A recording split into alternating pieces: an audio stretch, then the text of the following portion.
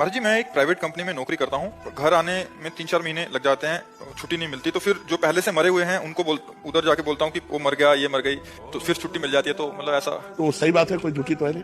नहीं, अभी अभी मरी है तो 3-4 बार मार देते हैं एक को। आपसे मिलने के लिए आज आज भी मैं झूठ बोल के आऊँ। कलयुग का प्रभाव है, झूठा ही लेना, झूठा ही देना, झूठा ही भोजन, झूठ चबेना, कलयुग का एक प्रभाव है। लेकिन नहीं, असत्य संपातक कुंजा, ये पाप है, ये तो पक्का है। झूठ बोलना पाप है।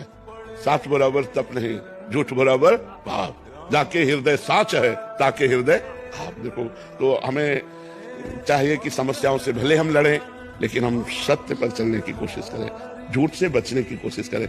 अच्छा, भजन और धाम और भगवत प्राप्ति के लिए झूठ बोलना झूठ नहीं होता। जैसे आप भगवान के लिए रो रहे हैं, तो आपसे कोई पूछे कि आप भगवान के लिए रो रहे हैं, हमें कहा भगवान के लिए रोना था, आज हमारे शरीर में दर्द है इसलिए रो रहे, तो वो बच गए। जैसे एक सिद्ध महापुरुष थे, तो राजा के यहाँ भागवत हो रही थी, राजा भी बैठा हुआ था और भागवत हो रही पूरा।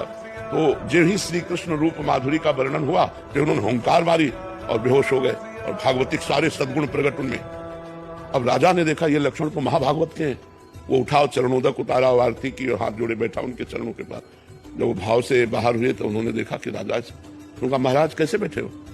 उनका आप में अष्ट सात्विक भाव देखे प्रेम के, इसलिए मैं धन्य हो गया। तो उनका नहीं नहीं, मेरे अष्ट सात्विक भाव नहीं आते, मुझे मिर्गी आती है। तो मिर्गी आती, बच गए अपने को। तो कहीं कहीं भागवतिक छुपाने के लिए, भजन को बढ़ाने के लिए, अपनी महिमा को गुप्त रखने के लिए वो झूठ बोल देना निषेध नहीं। जैसे आप धाम आए, तो ये निषेध नहीं कि आप झूठ बोल करके किसी कार्य प्रणाली से आप साधु समागम में आए, ये तो वो धन्य हो गया। सत्य से बढ़कर वो झूठ हो गया। आज हम बिहारी जी के दर्शन करेंगे, राधा वल्लभ जी के दर्शन करेंगे, वृंदावन की परिक्रमा देंगे, संत समागम, यही तो सत्य है, और तो सब झूठा ही है।